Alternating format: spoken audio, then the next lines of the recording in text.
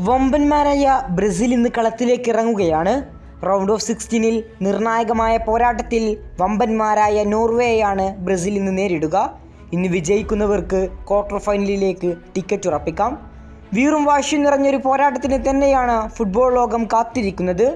ഇന്ന് ഇന്ത്യൻ സമയം അർദ്ധരാത്രി 1:30 ബ്രസീൽ നോർവേ പോരാട്ടം നടക്കുന്നത്. വിനീഷ്യസ് ജൂനിയറിൻ്റെ ബ്രസീൽ വിജയിക്കുമോ, എർലിംഗ് ഹാലൻഡിൻ്റെ നോർവേ വിജയിക്കുമോ?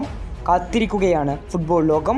ഈ ഒരു മത്സരത്തിൽ സൂപ്പർ താരമായ നെയ്മർ ജൂനിയർ തിരിച്ചെത്തിയേക്കുമെന്നാണ് റിപ്പോർട്ട്. അദ്ദേഹം 90 മിനിറ്റും കളിക്കാൻ സജ്ജമാണെന്ന് പരിശീലകനായ കാർലോ ആഞ്ചലോട്ടി തന്നെയാണ് അറിയിച്ചത്. പക്ഷേ അദ്ദേഹത്തെ എപ്പോൾ കളിക്കാൻ ഇറക്കുമെന്ന കാര്യത്തിൽ സംശയങ്ങളുണ്ട്. ഈ ഒരു മത്സരത്തിൽ ബ്രസീൽ ഇറങ്ങാൻ സാധ്യമായ ലൈനപ്പ് നോക്കാം നമുക്ക്. ഗോൾ കീപ്പറായിക്കൊണ്ട് ആലിസൺ ബക്കർ തന്നെയായിരിക്കും ബ്രസീലിൻ്റെ ഗോൾ വിലക്കാക്കുക. ഇനി സെൻട്രൽ ബാക്കിലും മാറ്റങ്ങളൊന്നും ഉണ്ടാകില്ല. ഗബ്രിയലും മാർക്കിന്യോസും.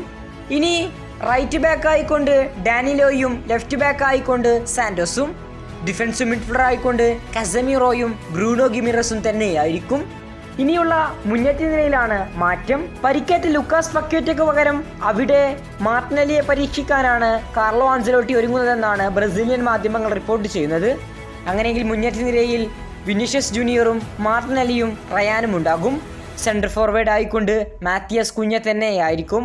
എൻട്രിക്കിന് പകരം കുഞ്ഞയെ തന്നെ പരിഗണിക്കാനാണ് കൂടുതൽ സാധ്യതയും. ഏതായാലും ഒരു വമ്പൻ പോരാട്ടത്തിന് തന്നെയാണ് ഫുട്ബോൾ ലോകം കാത്തിരിക്കുന്നത്. ഇന്ന് അർദ്ധരാത്രി 1:30 ഈ ഒരു മത്സരം നടക്കുന്നത്. ബ്രസീൽ vs നോർവേ പോരാട്ടത്തിൻ്റെ സ്കോർ എങ്ങനെയായിരിക്കും?